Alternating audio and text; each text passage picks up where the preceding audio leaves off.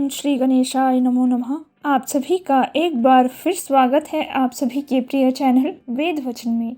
आज की इस वीडियो में हम जानेंगे कि भाद्रपद शुक्ल पक्ष गणेश चतुर्थी के दिन चंद्रमा के दर्शन क्यों नहीं करने चाहिए, और यदि आप गलती से इस दिन चंद्रमा के दर्शन कर लेते हैं तो आप इस पाप से किस प्रकार मुक्त हो सकते हैं। किन्होंने इस दिन चंद्र दर्शन किए थे और उन पर कैसे कलंक लगा था, यह सब आज हम इस वीडियो में जानेंगे। आशा है आप सभी को यह वीडियो व जानकारी पसंद आएगी। कहिए जय श्री गणेशा। भाद्रपद मास के चतुर्थी तिथि शुरू होने से लेकर खत्म होने तक चंद्रमा के दर्शन नहीं करने चाहिए। यदि भूल से गणेश चतुर्थी के दिन चंद्रमा के दर्शन हो जाएं तो मिथ्या दोष से बचाव के लिए यह कथा अवश्य सुननी चाहिए। इस कथा को सुनने मात्र से आपके दर्शन किए हुए चंद्रमा के सभी दोष मुक्त हो जाते हैं।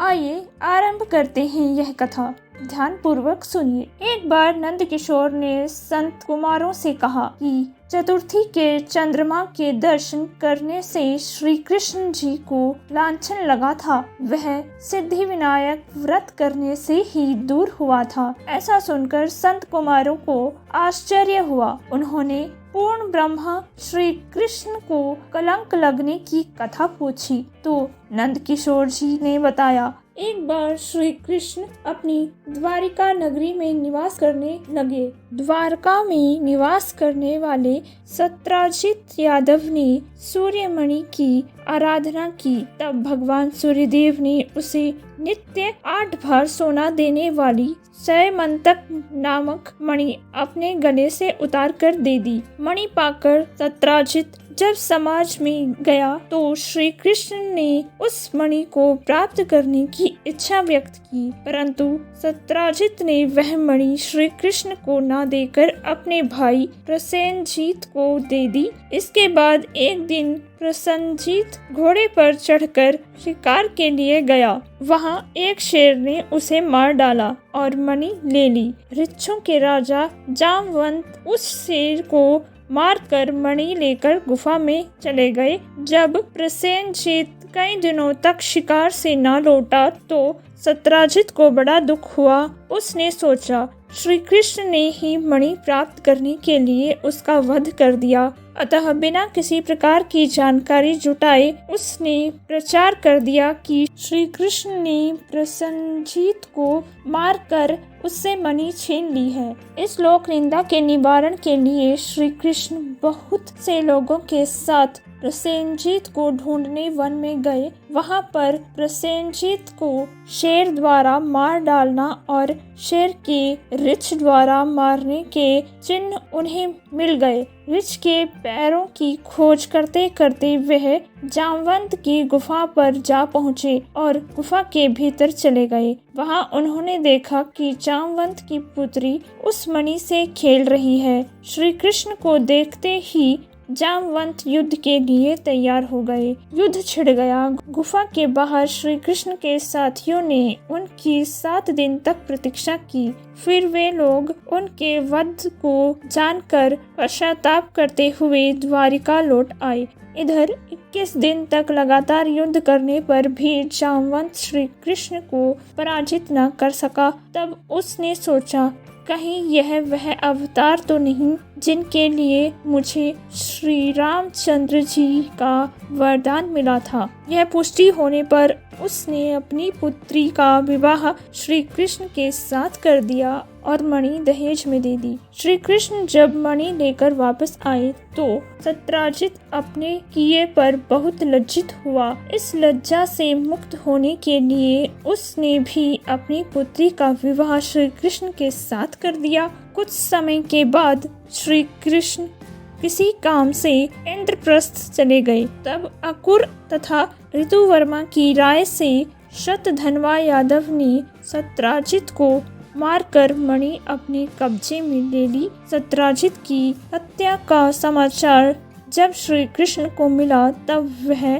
तत्काल द्वारिका पहुँचे। वे शतधन्वा को मारकर मणि छीनने को तैयार हो गए। इस कार्य में सहायता के लिए बलराम भी तैयार थे। यह जानकर शतधन्वा ने मणि अक्रूर को दे दी और स्वयं भाग निकला। श्री कृष्ण ने उसका पीछा करके उसे मार डाला, पर मणि उन्हें नहीं मिल पाई। बलराम जी भी वहां पहुंचे। श्री कृष्ण जी ने बलराम को बताया कि मणि इसके पास नहीं है। बलराम जी को विश्वास न हुआ। वे अप्रसन्न होकर विदर्भ चले गए। यहीं श्री कृष्ण जी के द्वारका लौटने पर लोगों ने उनका भारी अपमान किया। तत्काल यह समाचार फैल गया कि मणि के लोभ में श्री कृष्ण ने अपने भाई को ही त्याग दिया। इस प्रकार श्री कृष्ण जी इस अकारण प्राप्त अपमान के शोक में डूबे थे कि तभी नारद जी वहां आ पहुंचे। उन्होंने श्री कृष्ण जी को बताया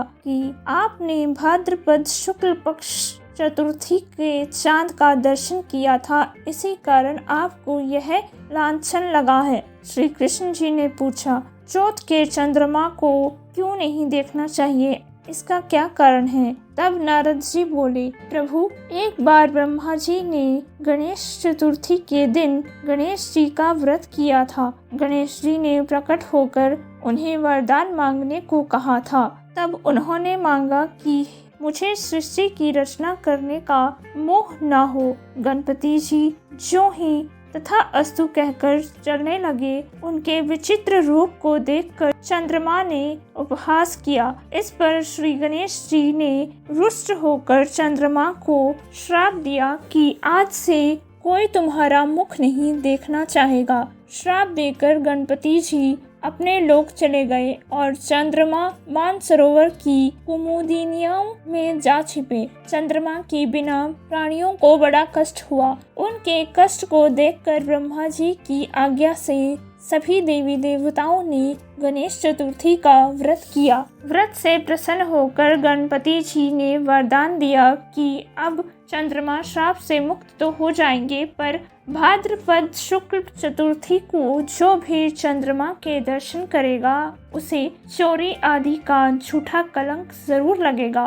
किंतु जो मनुष्य प्रत्येक द्वितीया को चंद्रमा के दर्शन करता रहेगा वह इस लांछन से बच जाएगा। इस चतुर्थी को सिद्धि विनायक व्रत करने से सारे दोष छूट जाएंगे। यह सुनकर देवता अपने अपने स्थान को चले गए। इस प्रकार भाद्रपद शुक्ल चतुर्थी को चंद्रमा का दर्शन करने से आपको यह कलंक लगा है। तब श्री कृष्ण जी ने कलंक से मुक्त होने के लिए यही व्रत किया था। कुरुक्षेत्र के युद्ध में युधिष्ठिर ने भगवान श्री कृष्ण से पूछा, भगवान, मनुष्य की मनोकामना सिद्धि का कौन सा उपाय है? किस प्रकार मनुष्य धन, पुत्र, सौभाग्य तथा विजय प्राप्त कर सकता है? यह सुनकर श्री कृष्ण जी ने उत्तर दिया, धर्मराज, यदि आप पार्वती पुत्र श्री गणेश जी का विधि पूर्वक पूजन करो तो निश्चित ही आपको सब कुछ प्राप्त हो जाएगा। तब श्री कृष्ण जी की आज्ञा से ही